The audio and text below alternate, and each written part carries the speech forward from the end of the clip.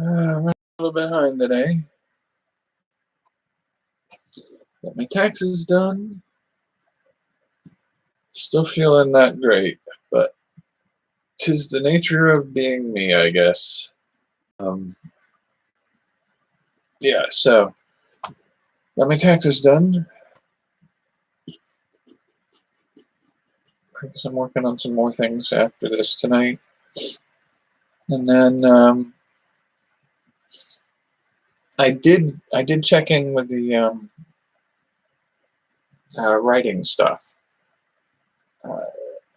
I'm building out the framework, I guess, the skeleton of short story, novella, and novel. And I don't feel good. I really don't feel good right now. So did some planning that out, and I will try to post the elevator pitch for each tonight, or in the next 24 hours, I should say. And then get started on that. Let's see, put it over here. I've revived my Tumblr account.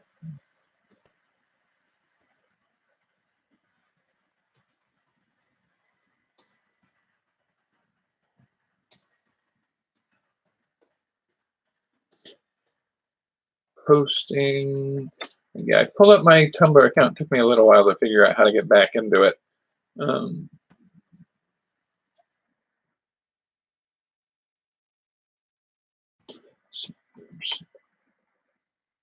I think that link should work here. Let's see if I can get it to go. Always have that extra S at the end of HTTP, which can trip some things up. So see if that link pulls it up.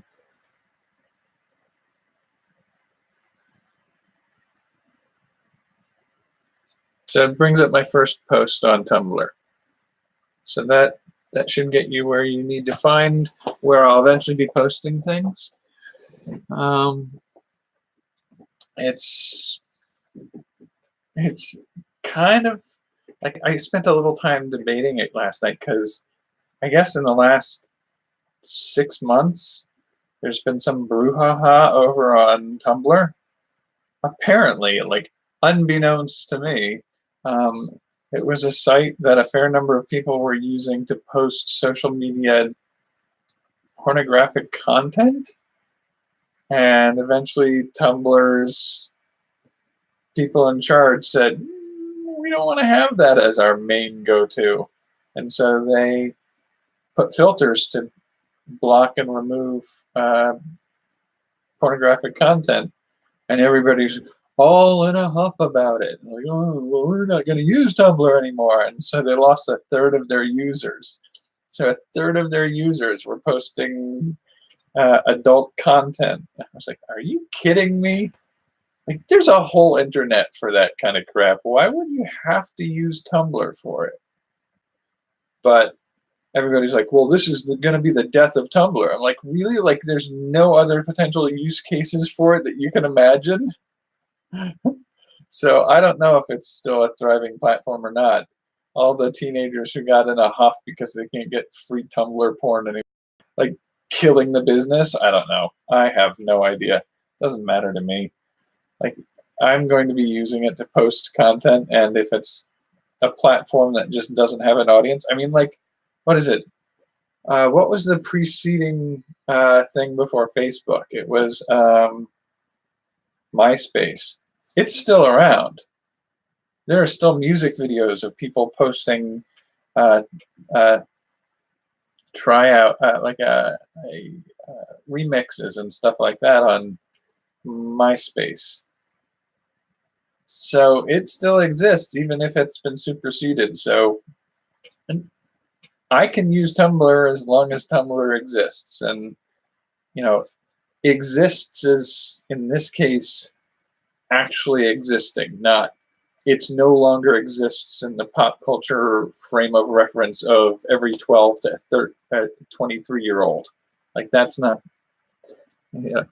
I can post things on there and link people to them and they can find them. That's all I need it to do. It doesn't have to be the it platform for everybody. Let's just out of curiosity, MySpace. Is it still operational? MySpace.com.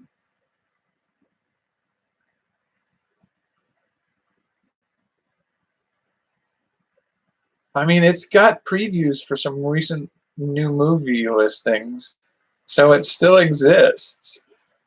That's something to work on.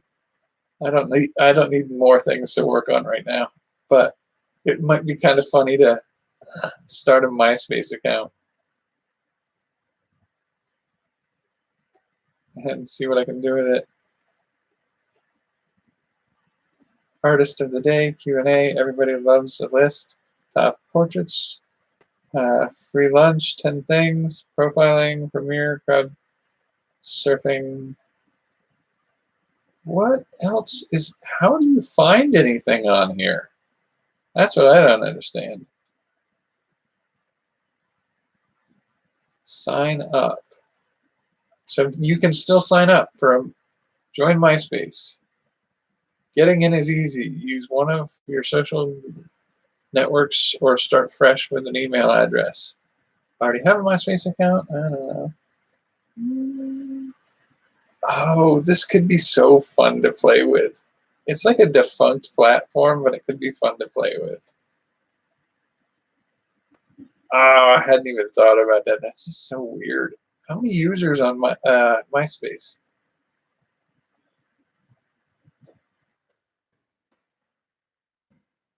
Users on MySpace.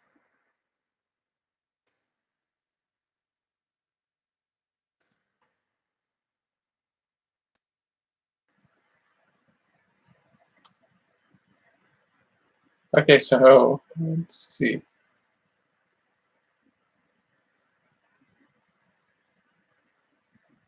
MySpace facts.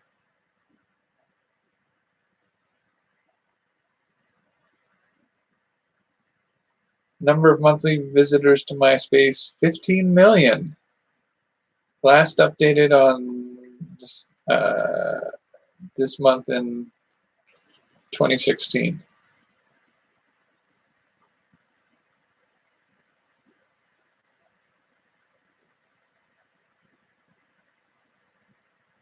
Oh, so at its peak, it had 75.9 million. So it is definitely down from what it was. Oh, but just as a lark, just as a little bit of fun, I think that could be fun to do.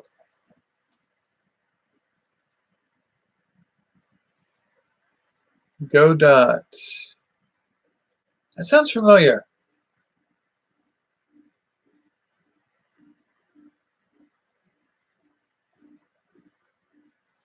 Godot. Well, I can look into it. I type it into a search. I think I remember seeing something about it at one point.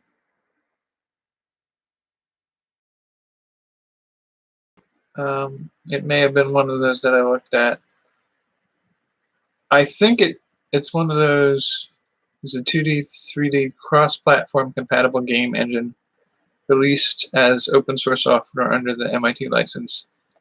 It is initially developed, so what do you got? Several companies in Latin America before its public release. Okay, so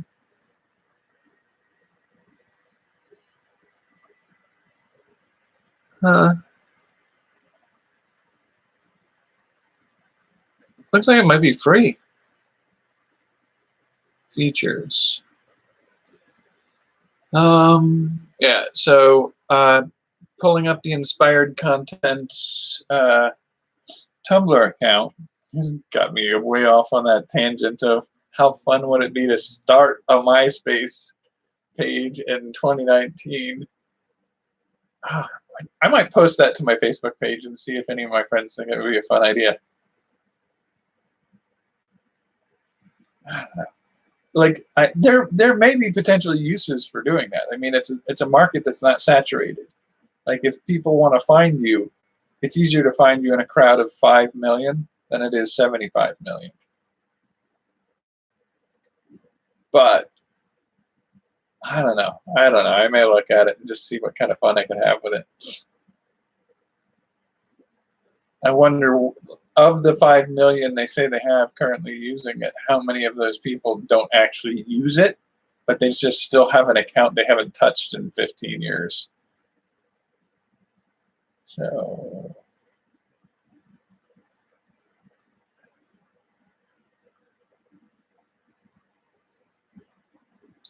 debug, optimize. So it looks like Godot uses some coding, some C# or C++. So C#, C++, visual scripting, additional languages such as Python, but built-in editor with syntax highlights, integrated documentation. I would have to see a little more detail on it specifically to see what I could do with it. But yeah, as for the writing right now, I think what I'll probably try to do, like my brain is sort of like fried right now. I've been sick for several days, and part of when I get sick, I'm probably absorbing about 500 calories out of what I eat every day. So my brain is sort of like in starvation brain mode right now. I'm seeing if I can get it to settle down, going very carefully with what I eat over the next couple days to see if I can get it to stop. And I think one of the things that did it was something I ate recently. But as a segue from that, that's one of the themes of writing with one of the stories that I'm working on. Is the main character of that story, I think I mentioned it the other day, is a person with a chronic illness, not quite the same as mine. Some very similar symptoms, but it's sort of like an alternative diagnosis that I had somebody suggest a few years ago for me. It doesn't look like it's necessarily right, and it may still be a possibility, but it's one of those orphan illnesses where not enough people in the world have it for anybody to do a lot about addressing it. But the main character is, funnily enough, somebody with this chronic condition who's also a science fiction writer. And so as a science fiction writer, they've researched and looked into advancing technologies and certain things. As a science fiction writer with a chronic health condition, they've also looked up advances in technology and ideas about how to treat some of those orphan illnesses, and figured out a potential way of treating his condition through a couple of procedures that are not legal where he lives. But if he leaves those areas and goes and gets that taken care of, it would require something like a gene therapy or chimerism, which is mixing up genetics cell lines into the same organism. So natural chimerism is where somebody like starts out as, say, 2 fertilized eggs with, they're fraternal twins, but they don't have the exact same genetic code, but those 2 eggs at some point somehow get squished together and they grow into the same person. And that one person has, only 2 eyes, only a nose, only 2 years, looks like everybody else, functions like everybody else, but half their cells or some of their cells have a different genetic code. So one of the possibilities of the course of treatment that this person is looking to do to treat their condition is potentially look into some form of chimerism and introducing a cell line into their body that addresses the condition they have, or genetically engineering their current cells to not be defective in the form that they are. And so that main character is looking down the barrel of, this is a condition that's going to decrease my quality of life for my entire life. It's getting worse, and it's going to decrease my lifespan.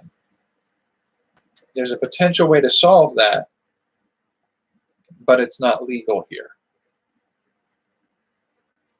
And so the question of, do they seek that out in sort of one of those free-for-all countries out there where like regulations on genetic experimentation just don't exist?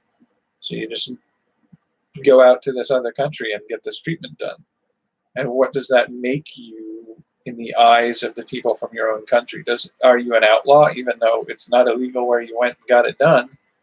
And, as somebody who's been altered, are you illegal as a person now? How does that all work? And exploring that concept is part of that story concept. I will see if I can write up the initial elevator pitch idea for that one. Sort of like I just sort of outlined here, but probably a little bit better than that. A little more concise. A little more of the, in a world where such and such style for that. The short story is one of the horror stories that I was playing around with a while back. And that one involves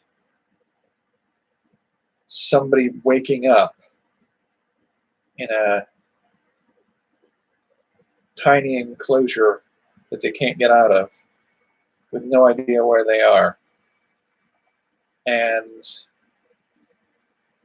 trying to escape, figure out where they are, and try to get found by somebody. And their only options seem to be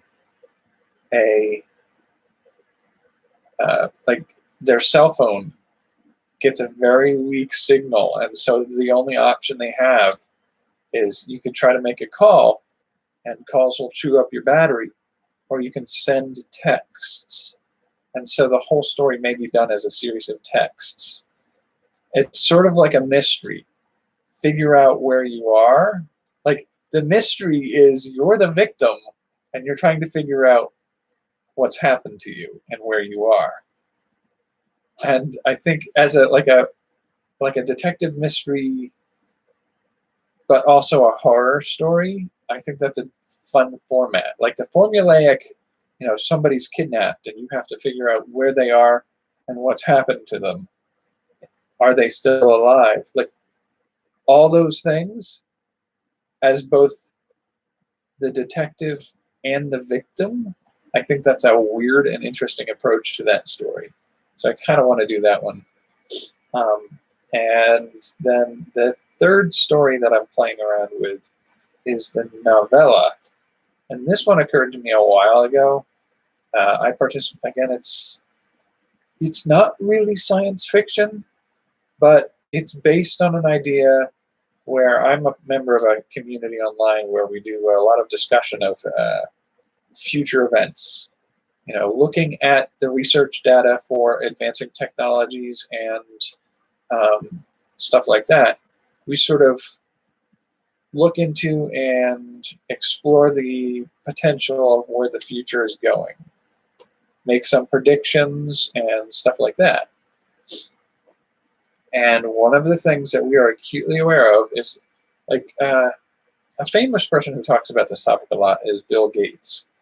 he's made some very serious posts about how we need to be focused on how we will deal with a global pandemic, because we live in an increasingly mobile world where people have access to all parts of the world within a matter of days. And any of the illnesses that in history did a huge amount of damage on people, like their incubation periods, the points where you can have it and transfer it to others but are not yet fully symptomatic, like 2 or 3 days, there are a fair number of illnesses you could spread globally in 2 or 3 days like that. And so he's right to a certain degree to be, sending out alarm bells that this is something we really need to consider, that it's only a matter of time before a very serious global pandemic hits us if we don't start to address some of the infrastructure problems that would address these illnesses at the drop of a hat. We need to be able to be flexible and faster responding. And so with that in mind, I was considering a story of a character who finds themselves in the wrong place at the wrong time when a local scale epidemic breaks out, and desperate to get away from that and desperate to get back home, falls in with a few people who can get him there through semi-nefarious means. But somewhere in that mix comes the question of, if you're in an area where a plague breaks out, could you quarantine yourself there for a year or more to make sure you don't risk spreading that epidemic? It's an important question. Like if I were to go fly over to the Congo, like right now, or to fly over to the Congo to interview people at a makerspace there or whatever, and found myself in a position where they're having one of the second largest outbreak of Ebola in the Congo right now. And if I found myself potentially in an area where I'm exposed, even if I'm not showing any symptoms, do I suck it up and just stay there? It's going to cost me more money than going home. Like, I'm going to have to find a place to stay. What am I going to do? What am I going to do about food? If I don't have it, I increase my risk of exposure to it by staying there. But if I do have it, I increase the risk of bringing it back here. So what's the right choice? And so, like, that's to me like a very interesting question for the character. But put that character in a world where you have an organization like the Islamic State, whose goal is to destroy the Western world in a lot of ways. And the Islamic State, I don't think they would hold back if they had somebody who they knew had a potentially world-destroying disease in them. I think they would help that person get home. So if I, in a moment of weakness, figure I don't have it and I don't want to stay here and risk getting infected with it, but they won't let me fly home, can I find somebody who will get me out of here before I get infected? And I find somebody from the Islamic State who thinks, somebody from the infected area. Let's see if we can get him in as a sleeper and drop him off in the United States with the illness. And the question of, like, all those pieces playing against each other, I think that would make an intense story. And as a sort of a bonus, I do have another short story idea that I scripted out a few years ago that that has a story element of living in a world where whole countries are quarantined off because they're caught in a perpetual cycle of an infectious disease. And so you get sort of military outposts at every port of entry into a country to prevent people from those places getting in. And the question of like, how do you deal with foreign relations and people desperate to escape? And we as a collection of countries in the UN have a very sort of stringent of rules about how to deal with refugees from countries of life-threatening conflict and stuff. But those rules, it's great as countries to think about, like, we must help those who need us. That's a great way to work through things. But when refugees are potentially harboring something that could wipe out millions of your own citizens, then it becomes much easier to be so paranoid that nobody could get in. And in that sort of scenario, diplomatic relations start to really break down. So I have this story set in this world where a conflict like that is happening, and it's very much a conflict, a Cold War almost. So having this Cold War around a plague as a story setting and world building, this story about the character who's in a foreign country when a small local plague breaks out could be set up as a prequel to that. And so that's the third story that I'm working on. And so I will see if I can post some short elevator pitches, so 2 or 3 sentences, maybe 5 at most. And then tomorrow, I think I will do a more in-depth book blurb, sort of like the cover blurbs that they put on books about what this book contains. So it's usually like 2 to 3 paragraphs in many cases. And then, what's tomorrow? Tomorrow's Thursday? Yeah. And then Friday, I will try to post, and all of these should go up on Tumblr, I think. I will sort of post a edited outline for the stories, maybe like chapter headings, a few key scenes maybe that I have pre-thought out. But I'm going to see if I can preserve some of the surprise elements of the story. And then by the weekend, I should start posting some excerpts of writing.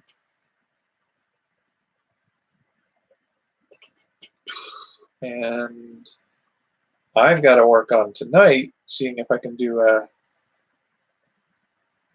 might be a little hard, do a post of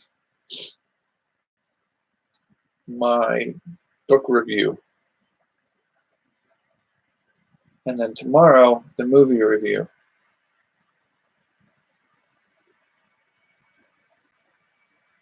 I think that's about where I am right now. I have to start getting prepared for next week's stuff too, for all my channels. Alrighty, so, and then this week is book, next week is this week is starting books or writing projects. Next week is video content. So coming up with some video ideas and producing, and I might do I might do 7 short video concepts. I might script and write out a whole acted out piece and see if I can find a good set for it and dress the part and do that. After video is tabletop game. And I keep going back and forth as to whether or not that's going to be dice or cards.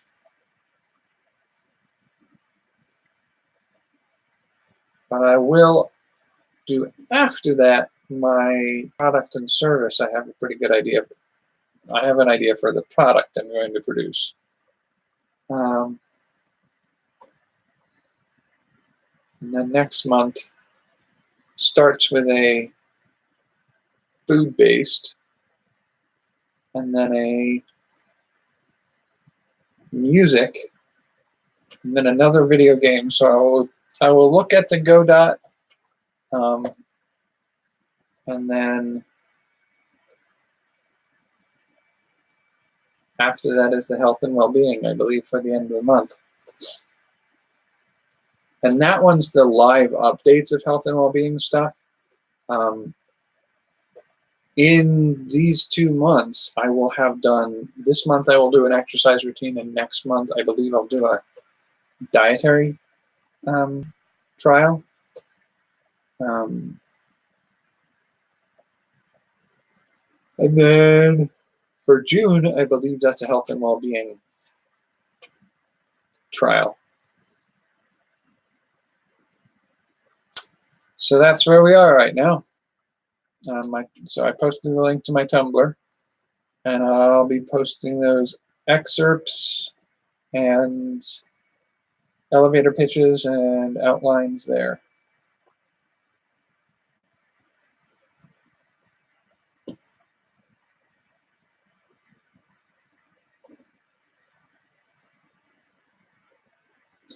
And I think that's everything I have to share tonight, I think.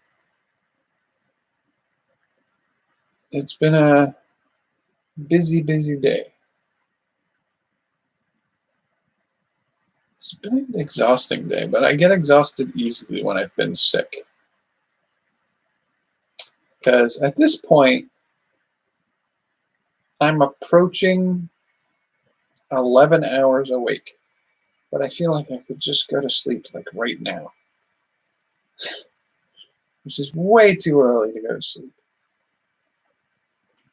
But I've got things I need to do. So I'm going to do them. All right, and we're about half an hour in. That's fair enough for right now. If you want, I can also read some of my excerpts and postings on Tumblr on the live. But yeah, I could probably do a little bit of that. I can pick some favorite sentences and talk about writing those portions of it. That seems fair. Because I want to be able to show and work on it live too. Like, it can't just be me talking about a thing I did. I could be. It's just not my style. All right, I will talk to you tomorrow. Good night.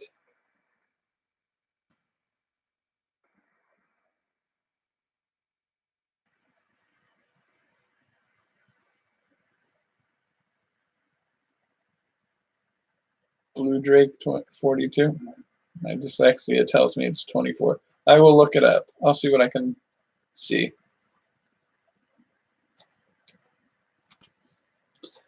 All right, so end here for right now. I will see you tomorrow.